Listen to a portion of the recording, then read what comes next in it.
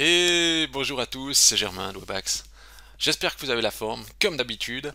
En tout cas, on se retrouve pour le tutoriel PrestaShop, comme le veut la tradition, comme depuis toujours. Et cette semaine au programme, qu'est-ce qu'on va voir ensemble? C'est comment ajouter la balise hreflang sur votre PrestaShop.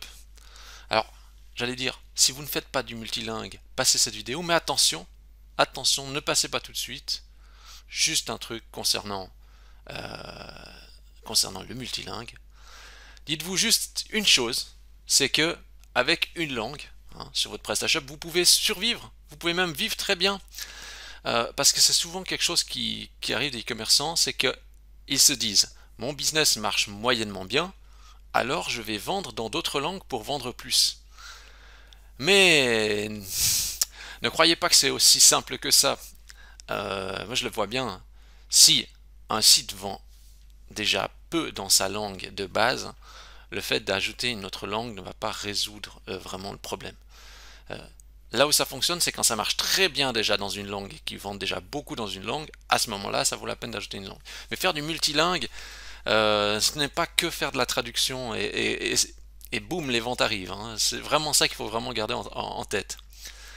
Et en fait, qu'est-ce que c'est? Bah voilà, maintenant si le multilingue ne vous intéresse pas, vous pouvez partir, j'ai tout dit.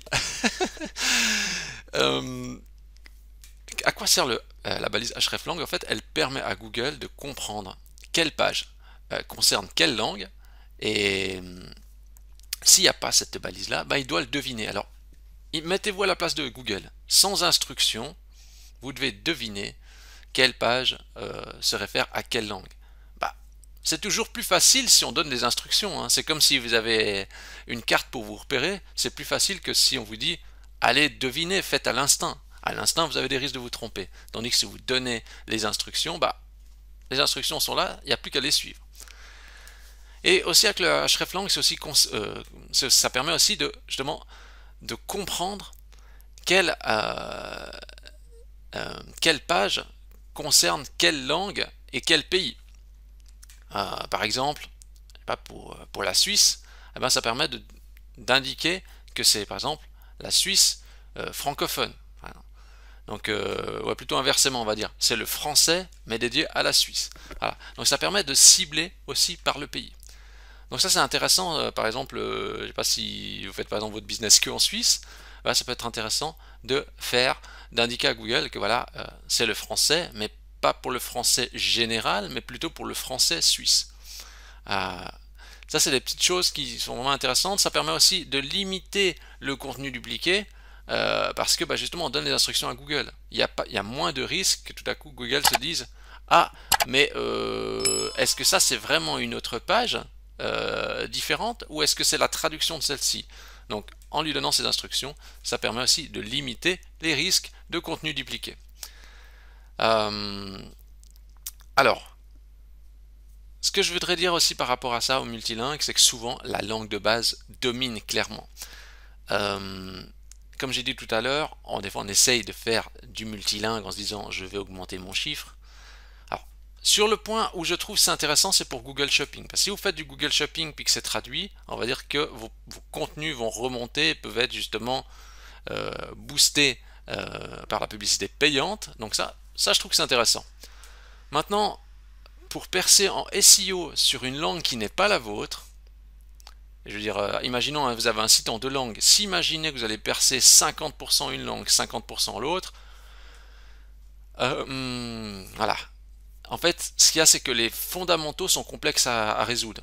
La communication globale, etc., dans la langue et tout ça, ce n'est pas qu'une simple histoire de traduction. Et les clients s'en rendent bien compte. Et c'est souvent, je le dis dans les publicités qu'on reçoit, je le dis régulièrement, c'est chez nous en Suisse, on a des Aldi ou des Lidl, etc. Et ben des fois, même pourtant, ces groupes, ils ont des gros moyens, mais des fois, ils le communiquent en mode suisse-allemand, quoi. Et les traductions, des fois, c'est pas tout à fait ça, et on s'en rend compte. Alors, imaginez à une petite échelle, des fois, ce que ça peut donner. Voilà. Quoi qu'il en soit, on va voir quand même le hreflang pour ceux qui font de l'international ou qui font du national mais en plusieurs langues. Je crois que tout est dit. Accrochez-vous, c'est parti, on y va. Go. Alors, première chose qu'on fait, euh, Bon, on a notre Presta. Nous, on va voir dans ce que dit Wikipédia. Alors ça, c'est bien la première fois que je vais voir un truc technique sur Wikipédia. Enfin, ça c'est assez marrant, mais je suis tombé dessus. Je me suis dit, ah ouais, tiens, bah, c'est vraiment intéressant. Alors, qu'est-ce qu'ils disent? Vous voyez, de nombreux sites publient du contenu parlant de différentes langues expressées dans différentes zones géographiques. Ouais, donc, c'est la notion de pays. Cela risque de générer beaucoup de contenu dupliqué, des problèmes de ciblage. Voilà. Alors, il existe des différents scénarios, même pays, langues différentes, différents pays, différentes langues, différents pays, même langue. Ok. On peut le faire de différentes manières. HTML, link dans la partie id, en tête HTTP ou sitemap. Bon, nous, on va plutôt exploiter ça. Le HTML link. Ok. Ah, les erreurs courantes. Ça, c'est vraiment cool. Hein. Ils ont listé les erreurs courantes qu'on fait normalement. Les codes langue ou les codes pays sont erronés. Ouais, donc se tromper sur les codes. Ouais, ça arrive. Ordre incorrect des codes langue et des codes pays. Donc, je pense qu'ils veulent parler de l'inversion. Utiliser le code pays sans la langue. Ah ouais, ok. Pas de balise hreflang auto-référencé. Je sais pas si c'est par la valeur. Ils veulent parler de la valeur par défaut. Un hreflang qui marche pas. Ah, il manque la balise hreflang réciproque. Ça veut dire qu'une page là, la balise hreflang qui pointe vers lui. Puis quand on va sur celle-ci, elle n'a pas de hreflang qui pointe vers l'autre. Hein. Je pense que c'est ça. Le underscore plutôt qu'un tiret pour séparer la langue du pays. Ouais, c'est ce petit détail. En gros, en fait, si on regarde, ben en fait, ça doit faire ça. Voilà. C'est ça qu'il doit y avoir dans le code. Ça, c'est pour le mode HTML, on a HTTP, sitemap, mais nous, on va se baser sur ça. Très bien, j'ai toutes les informations. Non, c'est pas vrai, j'ai pas toutes les informations. On va encore se référer à Google. Et on va voir qu'est-ce qu'il nous dit Google. Et la page est en français. Ah, ça fait plaisir quand c'est en français. Bon, on a toujours du translate. Hein, mais... Alors, qu'est-ce qu'ils nous disent? Alors, ils nous disent bah, la même chose que Wikipédia. Ils disent aussi que quand on ne sait pas ce que c'est la langue, il faudrait définir le xdefault. Donc c'est une balise hreflang par défaut. Ici, je crois pas qu'ils ont mis, non? Ah si, là. Oui, ils ont mis. Ça, c'est la balise par défaut. Ouais. Ça permet voilà, de définir, par exemple, je pense que c'est la langue par défaut, donc la langue principale de votre site. Quoi. Donc il faudrait définir cette balise. Ok, on comprend. Bon, ça rejoint un peu ce qu'on a vu avec le code. Vous voyez, ici, c'est anglais, après trait d'union Grande-Bretagne, anglais, trait d'union États-Unis, ou anglais tout court, ou allemand tout court. Ouais. Là, il nous parle de la Suisse. La Suisse, par exemple, vous voyez, hreflang DE, trait d'union CH. Voilà, pour la Suisse. Vous voyez, en standard, on aurait DE, bah, ça s'adresse à l'allemand, enfin, ça s'adresse, c'est contenu allemand, mais sans ciblage géographique. Ici, c'est allemand, mais pour la Suisse. Je pense que ça peut donner vraiment des indicateurs à Google, dire ok, même je pense par rapport à sur quel marché il table le site, je pense que ça c'est des indicateurs intéressants. Je sais pas jusqu'où il va, hein, mais ça je pense que c'est vraiment des indicateurs intéressants. Ok. Ici, qu'est-ce qu'on nous dit? Avertissement. N'utilisez pas un code pays seul. Ah bah ça revient, voilà. Ça revient à ce qu'il disait ici avant, on même pas juste BE, etc. Ouais, BE contenu en biélorusse, quelle que soit la région. Google n'éduque pas que ça s'agit de la Belgique. Ouais, parce qu'il faut mettre français, trait d'union, BE. Vous voyez, par exemple, si vous mettez juste FR, puis que vous êtes belge, par exemple, bah, il ne sait pas que ça cible forcément la Belgique, quoi. Alors après, la question, c'est... Enfin, si vous ciblez aucun pays particulier, vous laissez juste FR. Si vous faites, je sais pas si vous êtes votre site est belge et puis vous ciblez surtout le français belge, bah vous mettez, il faudra qu'il y ait ça en fait. Ok. Ouais, et là ils parlent de xdefault, donc la valeur par défaut pour est utilisé quand aucune autre langue ou région ne correspond aux paramètres de navigateur de l'utilisateur. Donc ça veut dire qu'il ne trouve rien, bah, il faut qu'il ait un élément. Ok.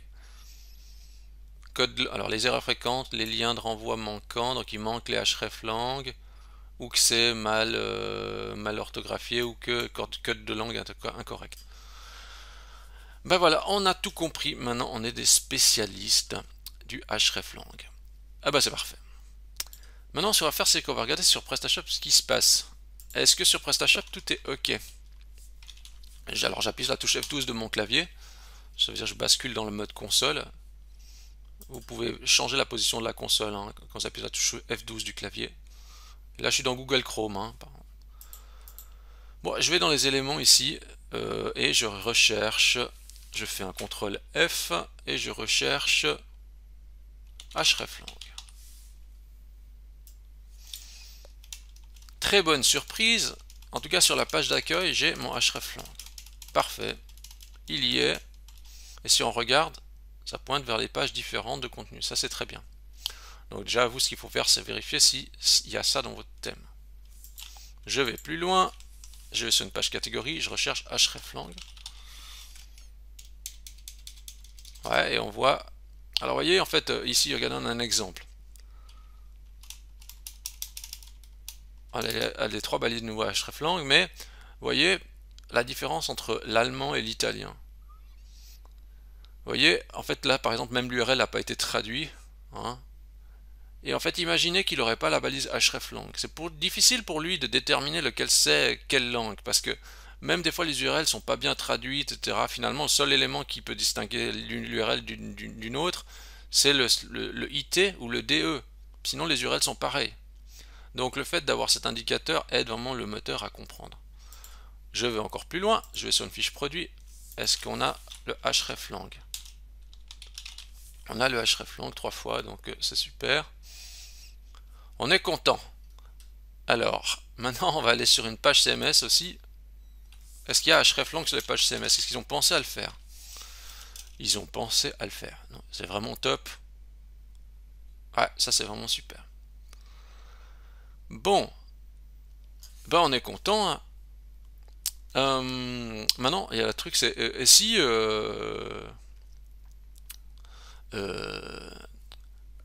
ne vous inquiétez pas. Si vous avez vu déjà quelque chose de suspect, une petite erreur, ne vous inquiétez pas. Je vais l'aborder. Patience, patience. Pour ceux qui n'ont encore rien vu, vous verrez un petit peu plus tard. Alors déjà juste pour ceux qui n'ont pas du tout de balise hreflang, ce que vous pouvez faire, c'est, alors moi j'ai regardé, j'ai regardé un petit peu dans les modules PrestaShop s'il y avait des modules disponibles. Pour ça, j'essaie de chercher un module gratuit. Je suis tombé sur ce module sur GitHub qui est PrestaShop SEO TK. Alors, juste si vous téléchargez ce module, il va falloir renommer le dossier. Ah bah, je vais peut-être le faire comme ça. Comme ça, juste vous voyez.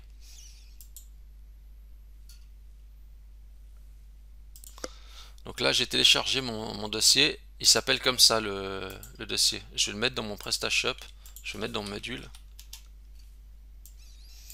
Alors, j'ai pas expérimenté en détail le module. Hein. Il avait l'air de faire le travail, mais en gros, ce module, vous voyez, j'ai pris le dossier, je l'ai mis dedans. Hein. Mais en fait, le vrai nom du module, c'est ça. Donc, je vais sur le module et je le renomme. Hein. Hop. Donc, Factiva SEO TK. Hop. Voilà. Sinon, il apparaît pas dans la liste des modules. Hein. Donc, il faut vraiment bien l'appeler par son nom.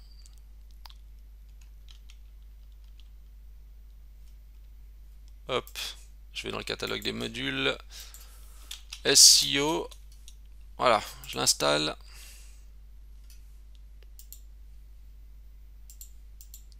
Changer de page en attendant. Je vais sur une fiche produit.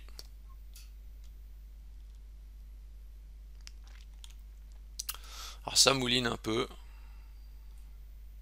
Je sais pas si c'est mon installation ou ma version de PHP qui est un peu lente. Parce que là je suis sûr avec WAMP en local, alors peut-être ça mouline un peu. Bon, qu'est-ce qu'il fait? Ouais, il a juste pris son temps. Voilà. Il fallait juste être patient. Comme pour beaucoup de choses en fait. Euh, on est trop dans un monde d'impatience. On veut tout de suite. Alors, hreflang meta tag. Bon, mais oui. Le reste, je touche pas, je laisse comme ça. Hein. Je suis curieux, qu'est-ce que fait cette option? Non, non, je touche pas. N'activez pas ça. Hein. On active juste lui. Je voulais voir s'il y avait d'autres options qui permettaient de mettre en no-index des pages spéciales. Mais là, je vais pas chercher plus loin. Ok. Ce qui m'intéresse aujourd'hui, c'est hreflang. Ok, je recharge ma page, je regarde hreflang. Hreflang, ben ça c'est ce qu'on avait vu avant, hreflang. Et on a le hreflang qui est créé ici aussi, vous voyez?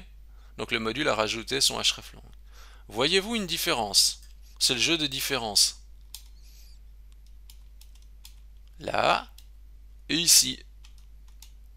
En fait, le module rajoute xdefault qu'on a vu avant, hein, qui est en fait quand le moteur ignore de quelle page il s'agit, la page par défaut, ben là il l'a rajouté. Tandis que dans le code de base, il n'y est pas. Ici, vous avez deux choix. Si vous n'avez pas de module PrestaShop, il n'y a aucune balise hreflang dans votre code, bah vous pouvez installer le module, il a l'air de fonctionner. Ça peut peut-être faire le travail pour vous.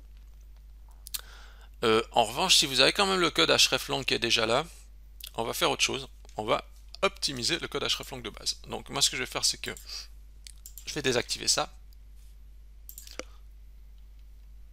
Ah oui, maintenant je profite de te faire une petite recommandation. Si vous voulez vraiment perdurer avec votre site puis qu'il soit rapide, les modules qui sont désactivés, etc., pensez à les désinstaller. S'il y a des modules qui ne font rien dans votre back-office PrestaShop, enlevez-les. Parce qu'à la force du temps, vous vous exposez à des failles de sécurité et votre boutique pourra aussi devenir beaucoup plus lente. Donc vraiment, séparez-vous des modules qui sont trop... qui ne servent à rien, quoi. Voilà. Alors, un petit fichier qui dit l'emplacement, on va modifier le fichier dans thème classique template partial id. Ouais, parce que des fois vous croyez que je fais tout de tête, mais non.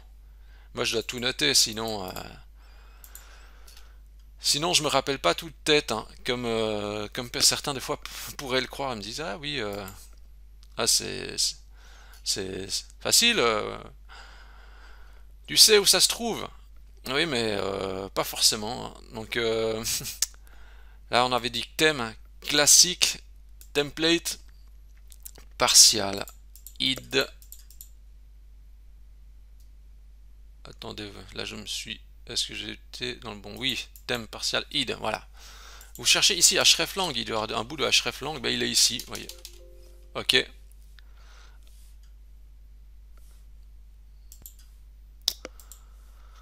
Et moi je vais juste prendre un bout de code que j'ai déjà créé. Et en fait je viens ici mettre une boucle avant la première boucle. Vous voyez le for each là, ça fait une boucle. En fait ça génère plusieurs liens. Et ben là je rajoute un autre bloc comme ça. Je voulais juste à faire ça, pour copier ce bout de code. Qu'est-ce que ça fait? Eh bien ça dit ok. Ça refait une boucle sur les différentes langues. Et ça prend que la première langue. D'ailleurs je dis ici, fais cette opération juste pour la première ligne. If k égale 0. D'ailleurs, oui, ça semble bizarre. Pourquoi on dit à la première itération c'est 0 et pas 1, hein? C'est le premier élément. Alors pourquoi on dit que c'est 0? Bah parce que l'informatique a voulu que le premier élément c'est 0. Ça remet en cause complètement les maths, quoi. Et donc, ici on dit ok, pour le premier élément, eh bien tu dis que c'est xdefault, puis après, break, ça veut dire sort de la boucle, c'est terminé, quoi. Donc en fait, on parcourt juste le premier élément, on sort de la boucle et puis on passe au reste. On fait ça. Moi, je fais juste de mettre ça. On enregistre. Ok. Et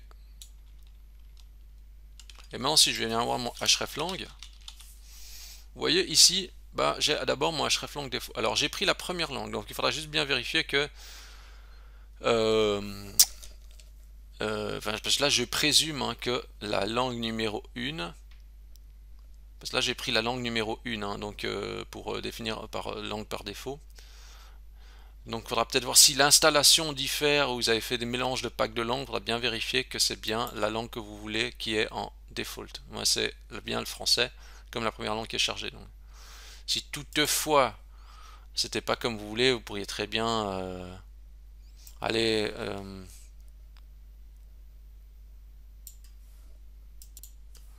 ouais, vous pourriez modifier en disant if k égale je sais pas si c'est.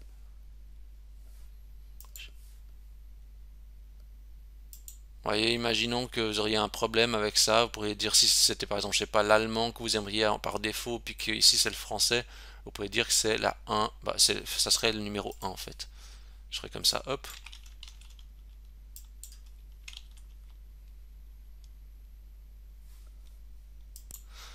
En vérifiant le contenu de la variable, je viens de voir quelque chose. En fait, je croyais que, bon là je vais vous le changer directement, mais je croyais que dans la variable c'était contenu la clé de la langue, mais en fait non. En fait c'est pas la position, c'est le code de la langue en fait qui est là-dedans. Donc K. Et je pensais que K c'était l'index, mais non, en fait non. Donc je devrais faire ceci. J'essaye comme ça. Je vais mettre K égale FR. Je vais juste regarder. Le X default là c'est bien en français, ok. Puis si j'avais besoin de mettre l'allemand, je mettrais DE comme ça.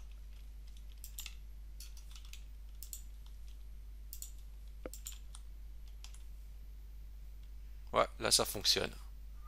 Ok, ok. Et puis je vais juste rajouter mon break, comme ça on gagne un petit peu de temps, il évite de checker les autres éléments. Hop, je recontrôle. Ouais, ça reste bien sur l'allemand. Donc effectivement, vous, en fait, ce que vous devriez faire, c'est... Moi, je profite d'ajuster alors mon code, alors. Donc vous, ce que vous devez faire, en fait, c'est si c'est une langue différente du français, qui doit être parmi par défaut, bah, vous changez juste ça par le code de la langue, voilà. Maintenant, je passe encore plus loin à un autre truc, c'est, imaginons que vous dites, ok, mais moi, je suis en Suisse, ou je suis en Belgique, ou... voilà, et j'aimerais cibler mon pays. Eh bien, comme l'a dit Google ici, pour la Suisse par exemple, qu'est-ce qu'ils nous disent? Ah voilà, Suisse. Ils disent qu'il faut mettre trait d'union CH. Bon bah ce que je viens de faire alors c'est assez simple, c'est je viens ici et je dis après le hreflang, donc juste en dessous du code qu'on a ajouté là, je fais comme ça, j'écris trait d'union CH. Voilà. Et là j'ai mon hreflang par défaut donc qui est donc le français. Ok, l'URL française. On a le français suisse qui est là. On a l'allemand, allemand français. On a le français suisse. On a l'allemand suisse, donc le suisse allemand. Et on a l'italien suisse, donc voilà, la Suisse italienne, le Tessin. Et voilà. J'allais dire c'est aussi simple que ça. Et là, vous avez justement quelque chose d'optimisé. Donc, ce qui est intéressant, c'est que déjà dans PrestaShop de base, on va dire, il y a déjà le hreflang apparemment, donc ils l'intègrent. Donc ça, c'est bien. Ils ont oublié la balise xdefault. Bon, voilà. Mais il y a au moins hreflang. Et bon, il n'y a pas forcément le ciblage par pays, mais avec cette petite customisation, on peut faire le ciblage par pays. Voilà, je crois que tout est dit. Alors, ce que vous devez retenir, bien sûr, c'est le multilingue, c'est pas que la traduction. Beaucoup pensent que c'est que de la traduction, mais je dis pour Google Shopping, ça peut être intéressant parce que vous pouvez faire tracter quand même sur du contenu traduit, donc ça peut le faire. Pour le SEO, c'est un peu plus difficile quand même. C'est rare, je vois justement des boutiques émerger de la masse qui sont juste traduites et puis que voilà, les ventes explosent. Donc, essayez de bien optimiser déjà dans la langue de base, déjà première chose. Puis après, essayez de vous diversifier avec plusieurs langues. Ça démultiplie aussi le travail. Voilà. Je crois que tout est dit. Si vous avez aimé cette vidéo, bien sûr, likez la vidéo. Vous pouvez vous abonner à la chaîne YouTube. Vous pouvez donner à Webax 5 étoiles dans Google. Ça me fait toujours très plaisir. Vous recherchez Webax. Voilà. Comme ça. Et vous pouvez cliquer là et me donner une belle notation. Ça me fait toujours très plaisir. Et puis sur ce, Bah, je crois que tout est dit et je vous dis bonne optimisation à tous et à la semaine prochaine.